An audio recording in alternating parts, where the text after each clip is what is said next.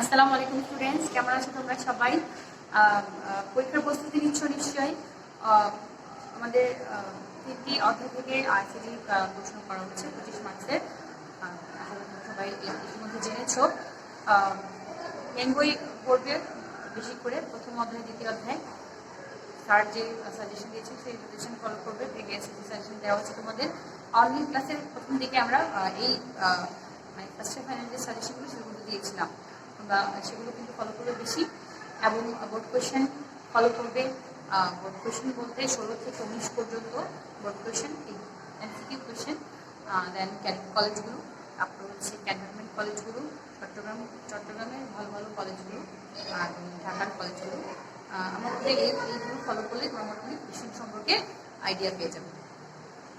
ওকে, আজকে আমরা নাম্বার সিস্টেমে কনভার্সন দেখব। বেশিরভাগ ক্ষেত্রে এমসিকিউতে যদি তৃতীয় অধ্যায় থেকে প্রশ্ন হয়, তৃতীয় অধ্যায় থেকে এমসিকিউ যদি হয়, সেক্ষেত্রে কিন্তু কনভার্সনই বেশি থাকে।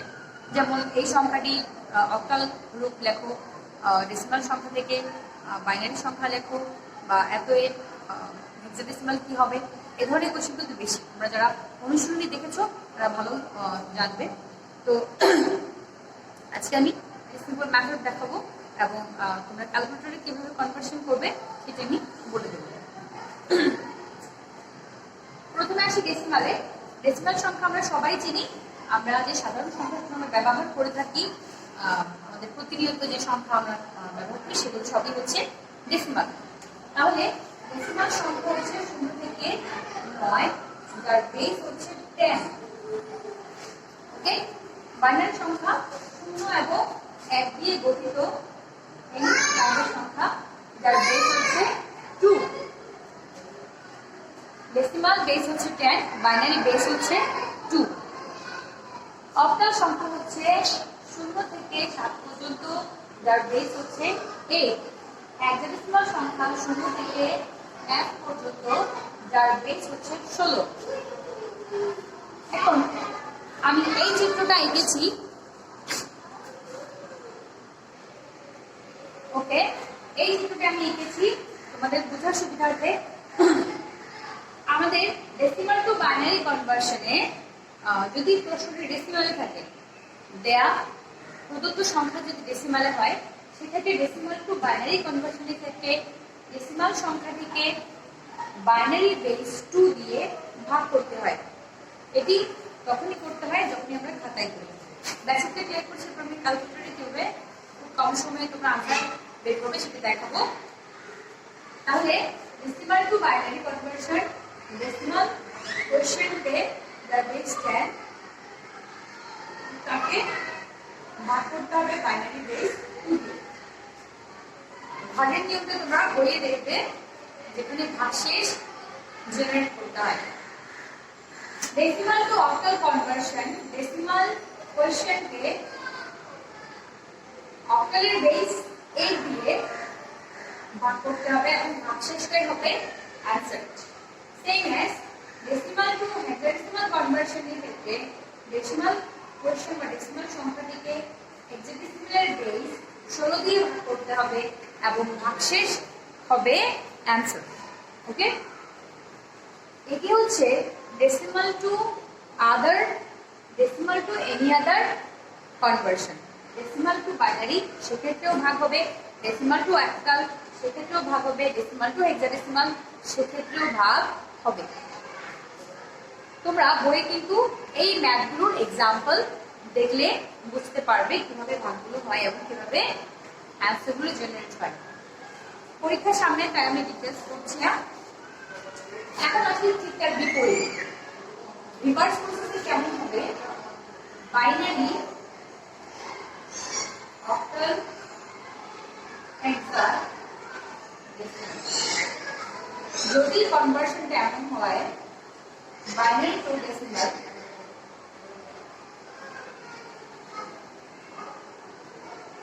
সেক্ষেত্রে বাইনারি কোশ্চেনটাকে বাইনারি বেস 2 এ পাওয়ার দিয়ে গুণ হবে। এখানে পাওয়ারটা আমি x হিসেবে রাখছি। x মানে হচ্ছে, সরি, এখানে আমি পাওয়ারটাকে p হিসেবে রাখছি। পাওয়ারটা হবে প্রতিটি অঙ্কের ভ্যালুর সমান। ভ্যালু যা হবে, পজিশন যা হবে, তাই হচ্ছে তার পাওয়ার।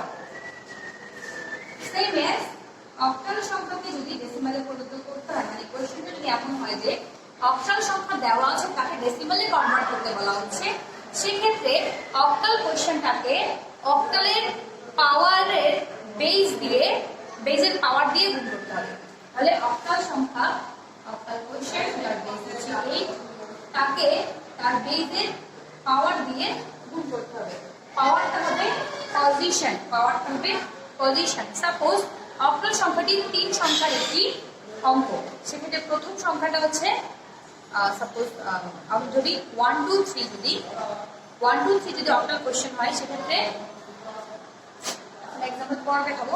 3 হচ্ছে 0তম পজিশন, 2 হচ্ছে 1তম পজিশন, 1 হচ্ছে সেকেন্ড পজিশন। তাহলে এই 0 হচ্ছে 3 এর জন্য পাওয়ার, 1 হচ্ছে 2 এর জন্য পাওয়ার, এন্ড 2 হচ্ছে 1 এর জন্য পাওয়ার। তাহলে প্রতিটি সংখ্যার যে স্থানীয় মান, তার যে পজিশনের রেট, পজিশন রেটিং, সেই রেটিংটাই হবে সেই বেজের পাওয়ার।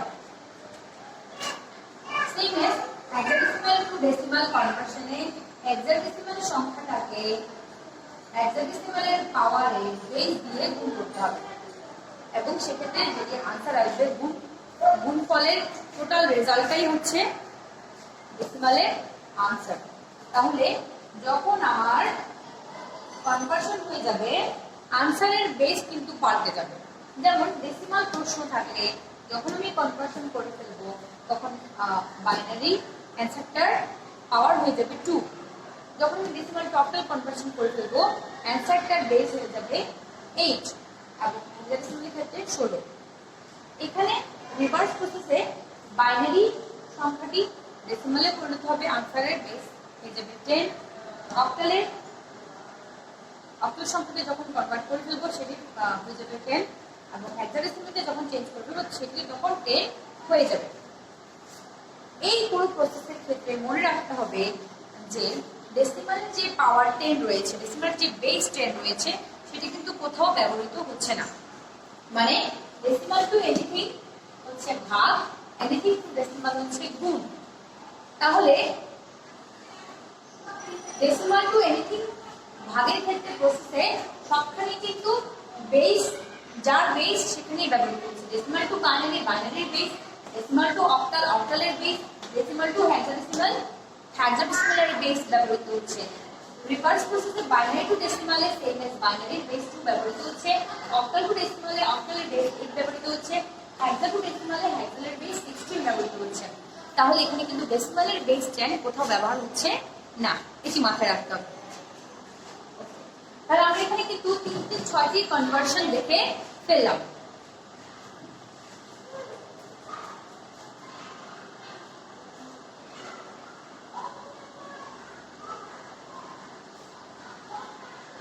তাহলে খেয়াল করো, আমরা একটা এক্সাম্পলের মাধ্যমে কিন্তু এটি ক্লিয়ার করতে পারি। যেমন আজকে হচ্ছে সংখ্যা নিলাম 23, 24 নেই, 24, যেটি হচ্ছে কি ডেসিমাল সংখ্যা, যাকে আমি বাইনারি করে দেখাবো, যার বেস হবে 2। 24 কে বাইনারি করার নিয়ম হচ্ছে 2 দিয়ে ভাগ হবে। এখানে 12 গুণে 24, যার ভাগশেষ হচ্ছে 0। 6 গুণে 12 ভাগশেষ হচ্ছে 0। 3 গুণে 6 ভাগশেষ হচ্ছে 0। এখানে এসে 2 একে 2 ভাগশেষ হচ্ছে 1। 2 0 0 ভাগশেষ হচ্ছে 1। খেয়াল করো, 3 কে যখন 2 দিয়ে ভাগ দিচ্ছি, একবার ভাগ যাচ্ছে এবং 1 অবশ্যই থাকছে। 1 কে যখন 2 দিয়ে ভাগ দিচ্ছি, তখন আর ভাগ যাচ্ছে না, ভাগ না গেলেও 0 ভাগফল এবং 1 ভাগশেষ, এই প্রসেসটা আমি দেখিয়ে দিচ্ছি। যখন 1 কে আমি 2 দিয়ে ভাগ দেব, 2 এর নামটাই আমরা কিন্তু প্রথমে 2 একে 2 করে ফেলি। তার আগে 1 এর আগে 0 একটি সংখ্যা থাকে, আমি তোমাদেরকে নাম্বার সিস্টেমের ফার্স্ট ক্লাসটিতে দেখিয়েছি, সবকিছু 0 থেকে শুরু হয়। তাহলে আমরা যদি 0 এর নামটা চিন্তা করি, তাহলে 0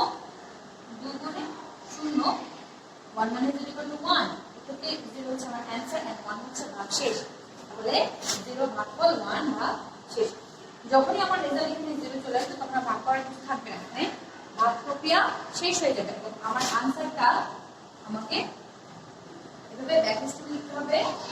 এই 1 আগে 1 1 0 0 0 এটি হচ্ছে আমার 24 এর বাইনারি এবং এটি হচ্ছে ডেসিমাল টু বাইনারি কনভার্সন। তাহলে খেয়াল করো সেম এস এই 24 সংখ্যাটিকে আমি ডেসিমাল ধরে আমি যদি অক্টালে কনভার্ট করতে চাই সেক্ষেত্রে সেটি কেমন হবে? সেক্ষেত্রে কি হবে?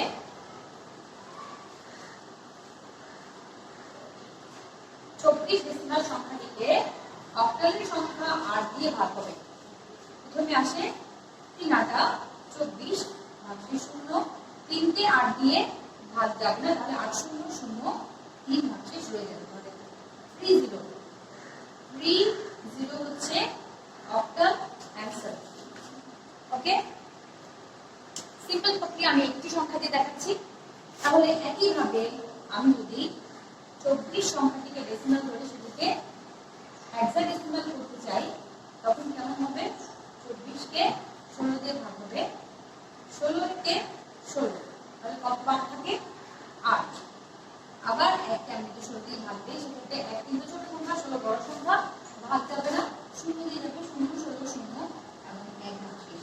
তাহলে 18 হচ্ছে আমার হেক্সাডেসিমাল আনসার। আশা করি তোমরা ডেসিমাল টু এনিথিং যে তিনটি প্রসেস সেটি আয়ত্ত করতে পেরেছো। এখন আমরা রিভার্স প্রসেস যাব। রিভার্স প্রসেস হচ্ছে এনিথিং টু ডেসিমাল, যেখানে সেই সংখ্যার বেজ এন্ড পাওয়ার দিয়ে সেই সংখ্যাকে গুণ হবে। তাহলে আমি কি করতে পারি? প্রথমে একটি বাইনারি সংখ্যা ধরি, সাপোজ 1011 যে বাইনারি সংখ্যা, এটি বেস 2 এবং সেটিকে ডেসিমাল নিতে হবে 1011। আমি একটু গ্যাপ লিখেছি যাতে বুঝতে সুবিধা হয়। এটি যদি একটি সংখ্যা হয় অবশ্যই পজিশন রয়েছে 1, এটি শূন্যতম পজিশনের একটি সংখ্যা 1 2 3। এগুলো হচ্ছে আমার মূল অঙ্কের মানে প্রশ্নের ভ্যালু। এই লাইনটি আমার যদি ভ্যালু হয়, এই লাইনটি হচ্ছে পজিশন। এই সংখ্যাগুলোর স্থানীয় মান মানে তাদের পজিশন সংখ্যা। এখন যদি আমি বাইনারি টু ডেসিমাল কনভার্সন করি, আমাদের আগের যে ছবি আমরা সেখানে দেখেছি এনিথিং টু ডেসিমাল হচ্ছে তার বেজ এর পাওয়ার দিয়ে তাকে গুণ। আমরা জানি বাইনারি বেস হচ্ছে 2, আমাদের এটাই বলছিলাম যে তার পজিশনে হবে তার পাওয়ার। ওকে, তাহলে আমরা গুণের কাজ করব, প্রতিটি ভ্যালুকে তার পজিশন দিয়ে গুণ করতে হবে। তাহলে 1 * 2 cube 1 * 2 cube plus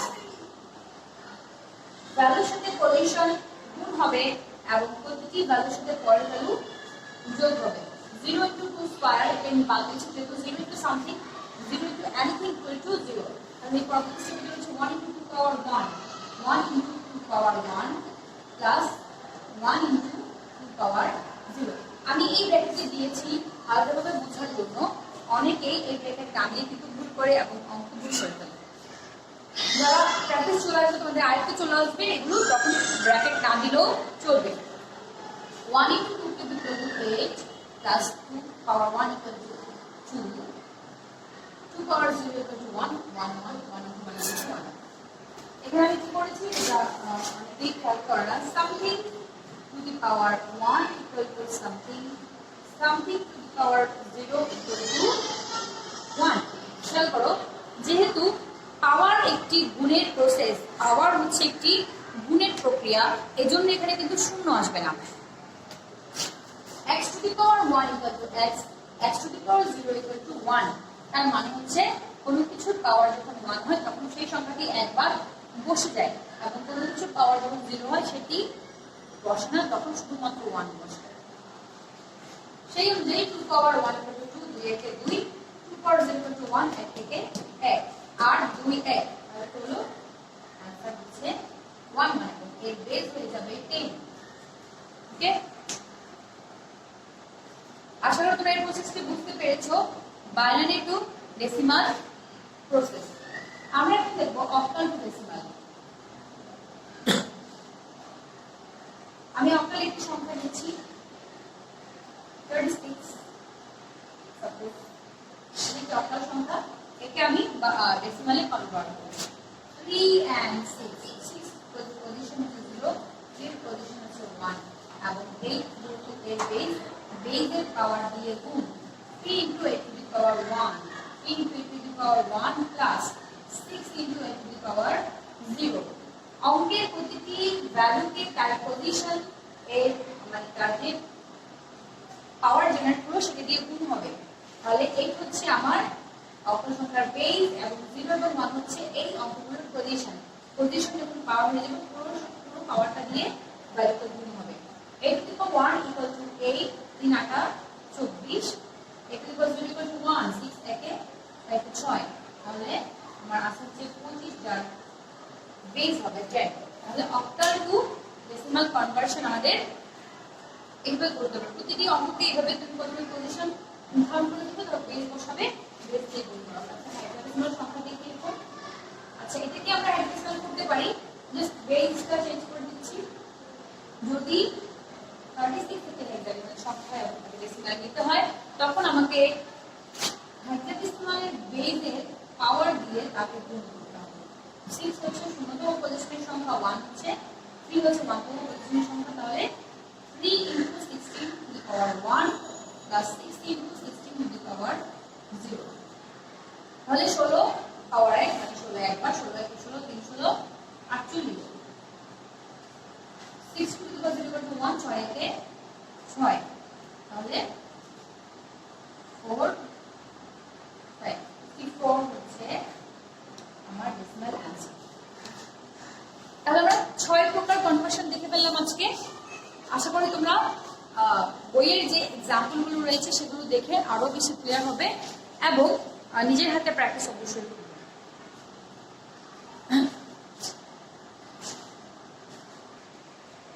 okay students, তাহলে আমরা আজকে 6 রকম কনভার্সন দেখলাম, তোমরা প্র্যাকটিস করবে এবং আমি খুব দ্রুত চেষ্টা করব যে তোমাদের পরীক্ষার আগে যাতে আমরা এই ম্যাথগুলো মোটামুটি যাতে তোমরা অবজেক্টিভ আনসার করতে পারো, যাতে এগিয়ে যেতে পারি। ওকে, ধন্যবাদ।